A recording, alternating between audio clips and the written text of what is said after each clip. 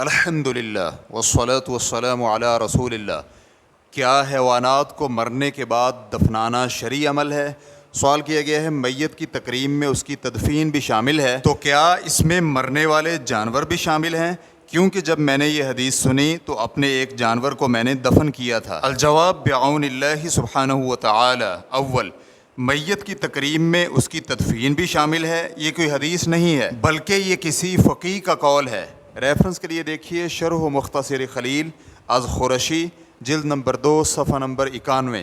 جبکہ امام سخاوی رحمہ اللہ المقاصد الحسنہ صفحہ نمبر 141 میں کہتے ہیں میت کی تکریم میں اس کی تدفین بھی شامل ہے۔ مجھے یہ حدیث مرفوعاً نہیں ملی بلکہ اسے ابن ابی دنیا نے اپنی کتاب الموت میں ایوب سختیانی سے نقل کیا ہے کہ انہوں نے کہا کہ اہل میت کی طرف سے میت کی تکریم میں یہ بھی شامل ہے کہ اسے جلد از جلد قبر میں اتارا جائے، لیکن اس کا معنی صحیح اور مفہوم سنت کے مطابق ہے۔ دوم، کسی جانور کے مرنے پر انسانوں کے لیے کہا جانے والا جملہ نہیں کہا جائے گا کہ جانور کی تکریم میں اس کی تدفین بھی شامل ہے، لیکن اگر جانور کو زمین میں دبانے سے مسلمانوں کو اس کے مضر اثرات سے بچایا جا سکتا ہے تو پھر اس کو زمین میں دفن کرنا جائز ہے،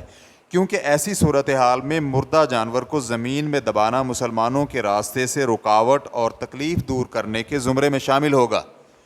اور اگر مسلمانوں کو اس کی بدبو سے تکلیف ہو اور گھن کھائیں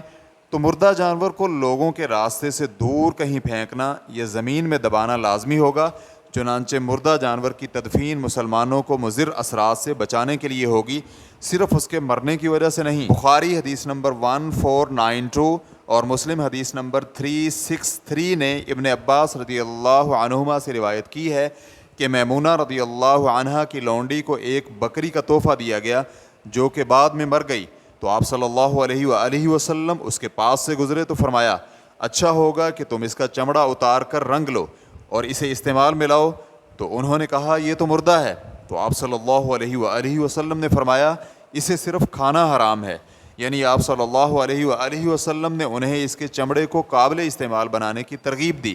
اسے دفن کرنے کا حکم نہیں دیا۔ دائمی فتویٰ کمیٹی کے علماء کرام سے جنگلی جانوروں اور چوپایوں کے متعلق پوچھا گیا کہ انہیں دفن کیا جائے یا زمین پر کھلے عام پڑے رہیں، تو انہوں نے جواب دیا